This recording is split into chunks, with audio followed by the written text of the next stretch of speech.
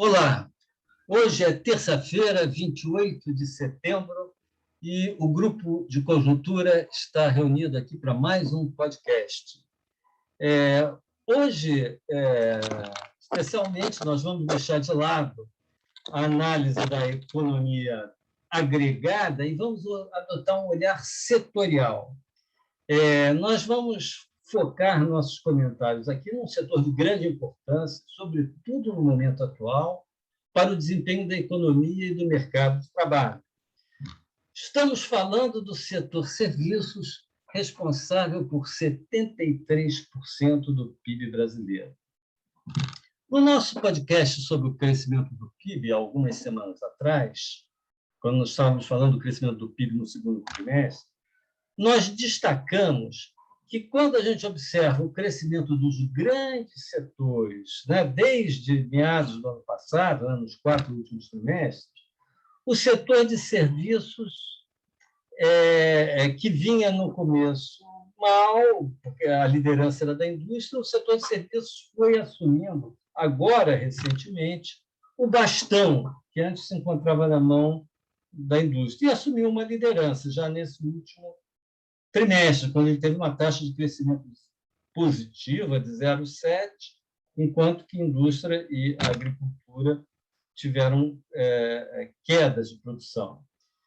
Mas isso está acontecendo por uma razão muito simples, O setor de serviços foi aquele que foi mais afetado pela pandemia, porque ele abriga no seu interior muitas atividades intensivas em contato próximo, Então, ele foi o que mais demorou para se recuperar dos efeitos da Covid. E agora, com a vacinação já tendo ganho uma escala bastante considerável e a epidemia entrando em declínio, a retomada das atividades em vários de seus segmentos, o segmento desse setor, começa, então, a despontar aí como na liderança do crescimento econômico. A nossa análise de hoje ela vai se concentrar na pesquisa mensal de emprego do IBGE, que não cobre a totalidade do setor serviços, mas, mesmo assim, é bastante representativa. Só para vocês terem uma ideia, ela abrange cerca de 30% do PIB, os setores que estão lá dentro da pesquisa mensal de emprego. Então, é muito, tem um peso importante na economia. E nós, ao fazermos essa análise, a gente não pode deixar de agradecer aqui ao gerente da pesquisa mensal de serviços do IBGE, o Rodrigo Lobo, que nos ajudou muito a entender os meandros dessa pesquisa. Bom, eu vou dar o pontapé inicial aqui na nossa análise. E a primeira e mais impactante informação que eu gostaria de destacar é que, depois de ter 4 taxas positivas mensais consecutivas de crescimento, a pesquisa mostrou, no mês de julho último, um volume de produção de serviços 3,9%, praticamente 4% superior ao período imediatamente anterior à pandemia. Ou seja, apesar de que o nível de emprego ainda se encontra, nível de emprego geral na economia, não se encontra bem abaixo do pré-pandemia, que a gente mede aí em fevereiro de 2020, pelas nossas contas, houve uma perda de 12 mil, aproximado, números grosseiros, uma perda de 12 milhões de ocupações, 6 milhões já voltaram, ainda faltam 6 milhões. Mas, apesar disso, a produção de serviços já superou as perdas do ano passado. As razões para que isso tenha sido possível são muito interessantes, eu acho que a Margarida e o Lixa vão comentar, mas o que eu gostaria de destacar mesmo são basicamente 2 pontos nessa rodada inicial. Primeiro ponto é que, como ainda existem muitas atividades de serviços que até recentemente estavam ou interditadas, ou total ou parcialmente interditadas, e que agora elas estão em pleno processo de reativação, processo esse que ainda vai continuar pelos próximos meses, ainda existe um espaço adicional razoável para o crescimento do setor de serviços. Simplesmente por força desse chamado, que a gente chama, que é o efeito mola, né? Comprimiu-se a atividade, agora ela está se descomprimindo. Né?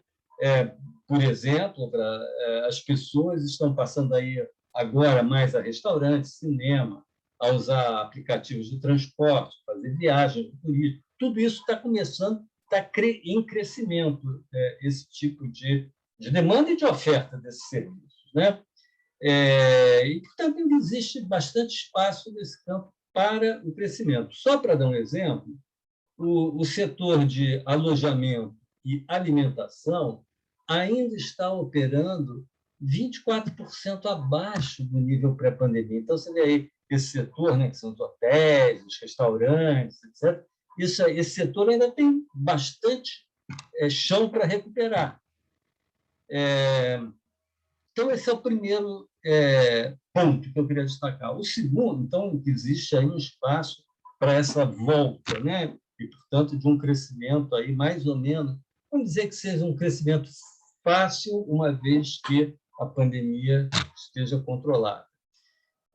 O outro ponto que eu queria destacar, e aqui fazendo uma ponte com a nossa análise sobre o crescimento do PIB, é que, quando a gente vai olhar lá o nível alcançado pelo o índice de volume de serviços em julho último, que é a última pesquisa, né, nós verificamos que em julho agora, a produção de serviços se encontrava praticamente 3% acima do nível médio do segundo trimestre de 2021.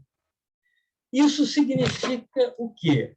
Significa que, se a produção do setor ficasse paralisada nos meses de agosto e setembro, mesmo que ela não crescesse, ficasse no nível de julho, o setor já cresceria no segundo trimestre, no terceiro trimestre do ano, praticamente 3%.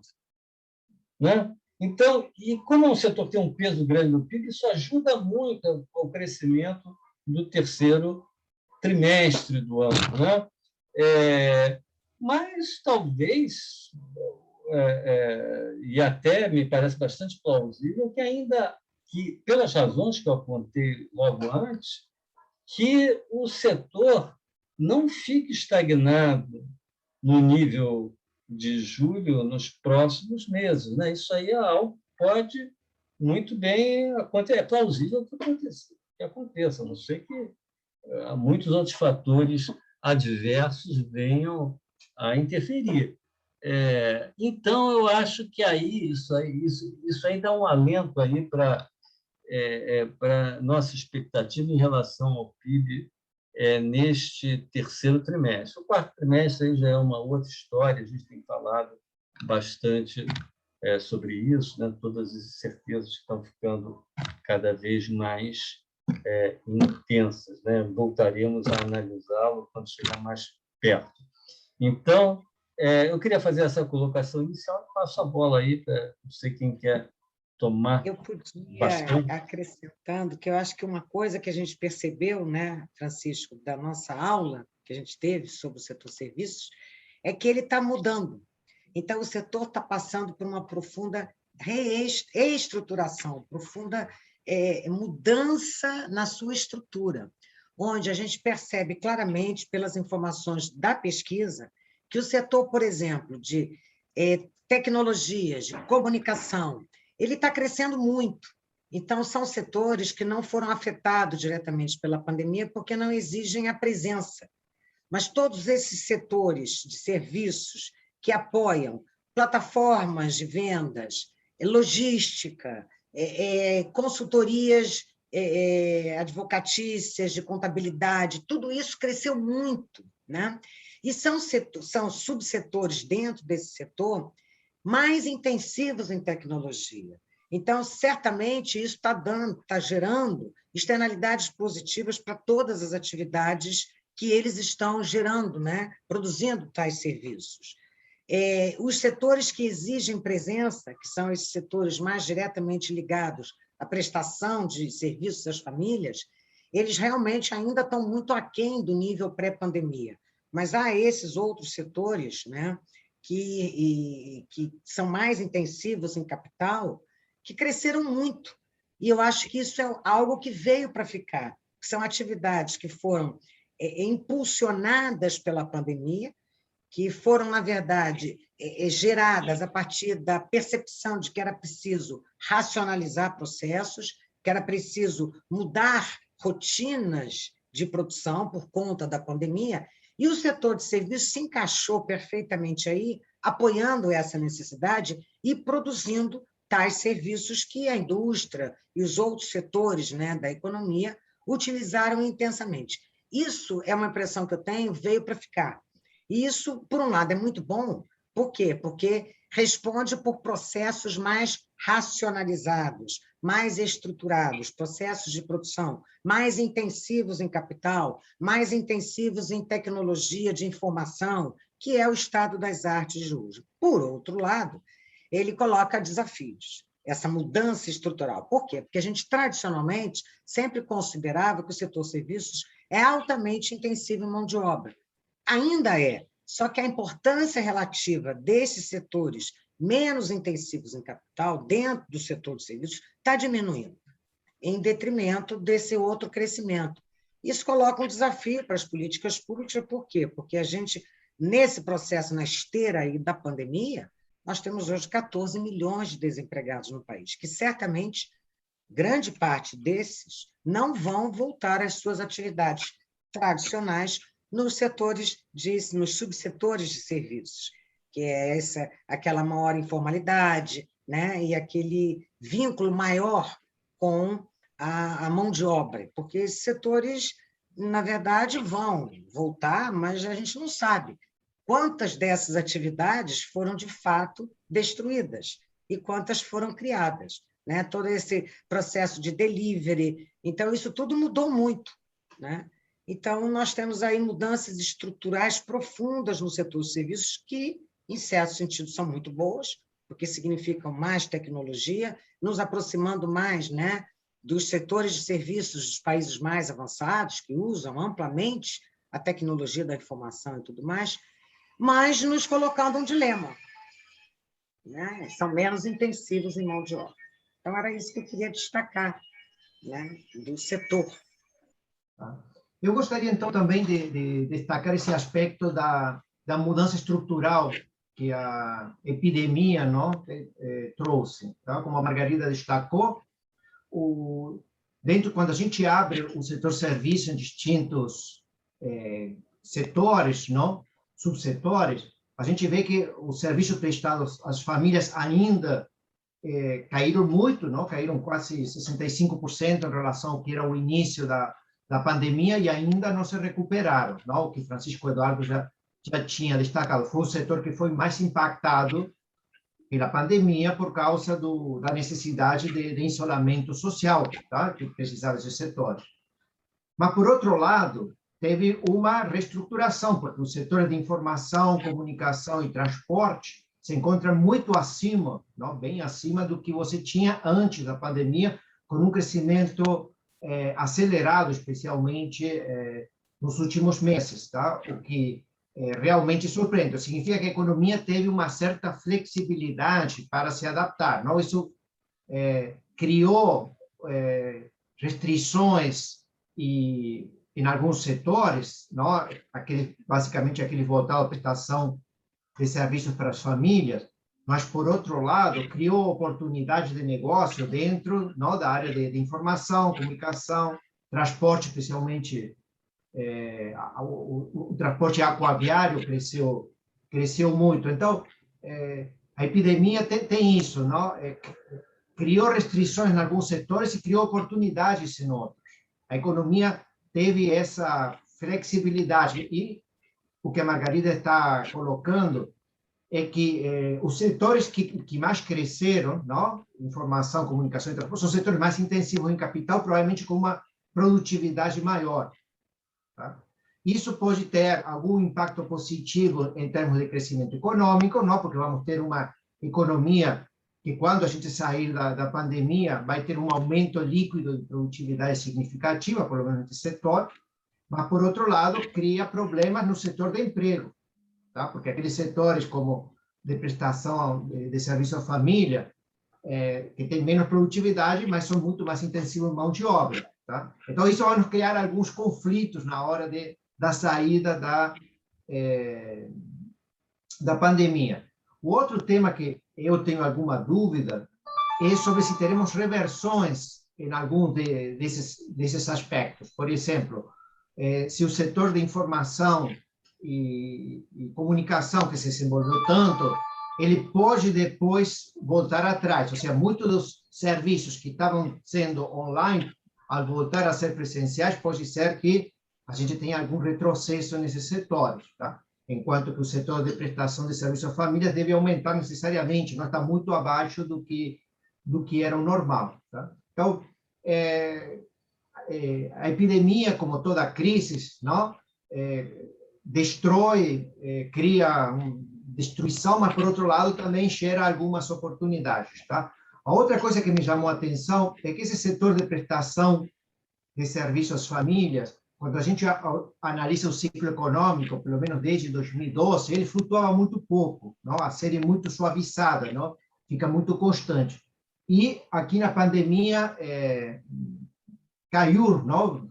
Perdeu 65%, tá?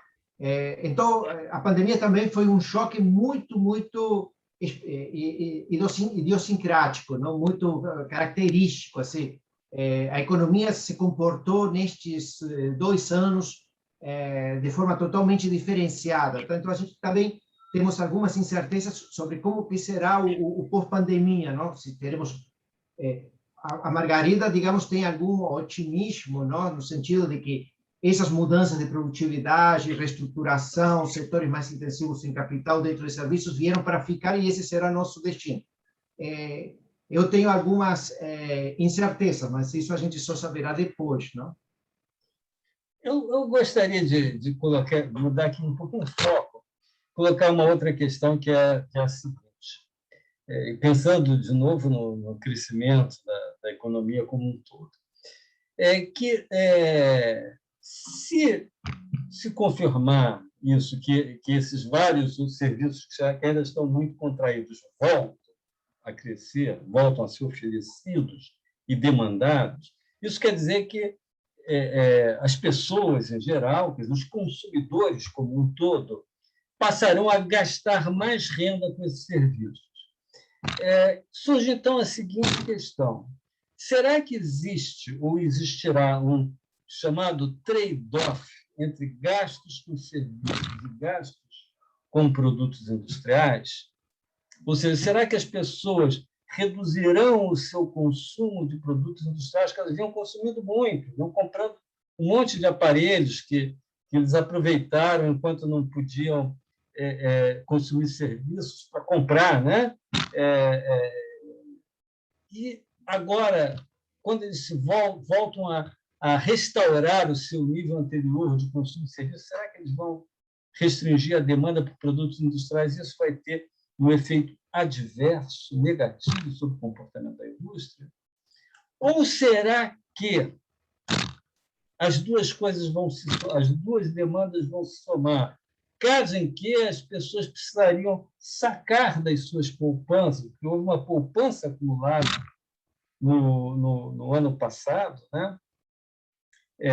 Principalmente no ano passado, quando as pessoas tiveram que refrear o seu consumo de uma série de bens, e aí houve um aumento da poupança. Isso está já totalmente identificado e quantificado até, né?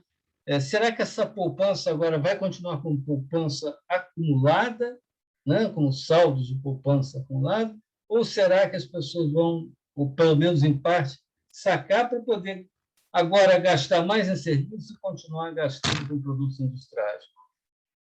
Eu não sei, eu tendo mais a achar que um pouco disso vai acontecer, mas não sei aí o que vocês acham. Está sem som, Lixa.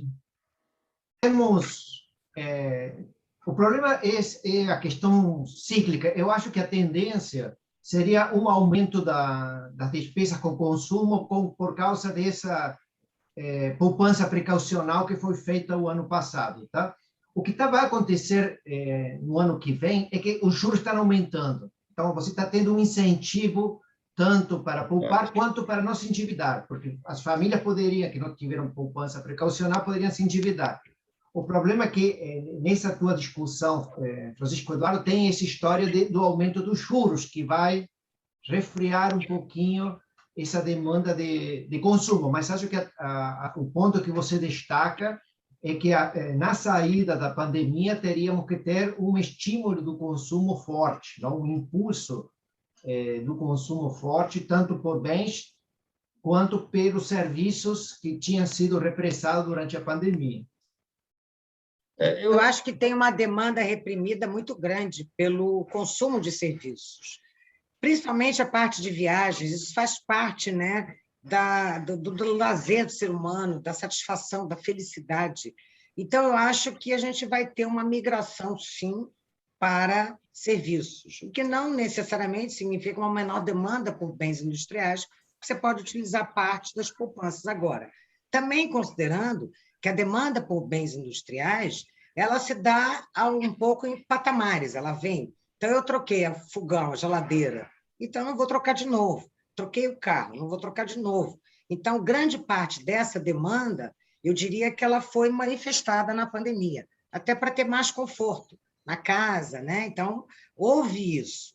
Uma vez feito isso, feitas essas trocas, essas aquisições, eu diria que vai haver, sim, uma maior demanda por serviços, principalmente hotéis, restaurantes, lazer, né? Boates, cinemas, teatros, porque eu acho que as pessoas estão com uma demanda reprimida muito grande em relação a isso. São esses serviços, Margarida, que são os serviços de prestação à família, que estão muito abaixo do que era no nível pré-pandemia. Dentro de eles geram uma satisfação muito grande, porque geram felicidade, as pessoas saem para se encontrar. Isso tem o seu valor, né? Isso tem a sua preferência. Então, eu acho que isso vai acontecer, sim. Tem uma alegria aí por conta disso. Eu acho que esse ponto que vocês colocaram, os dois, né, eu acho que são pontos interessantes. É o seguinte, porque claramente a gente tem uma pressão para o crescimento da economia, pressão de demanda.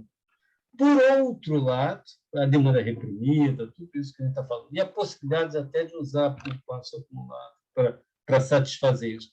Por outro lado, o Lixa lembrou muito bem, a gente está num processo de aumento de taxa de juros que vai jogar na direção oposta, né?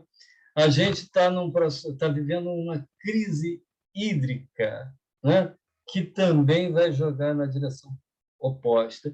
E a gente está vivendo um processo de aumento muito grande da incerteza por razões diversas, mas, sobretudo, a política. Então, quer dizer, a gente está aí vivendo uma oportunidade muito grande de crescimento, mas que provavelmente, ou pelo menos em grande parte, vai ser abafada por essas outras restrições. Pelo menos é o que eu penso.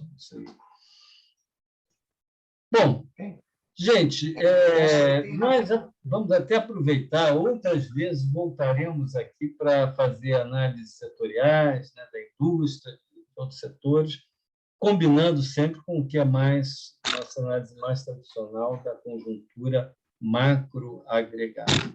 Ficamos hoje por aqui e até a próxima terça-feira com mais um podcast do Grupo de Conjuntura.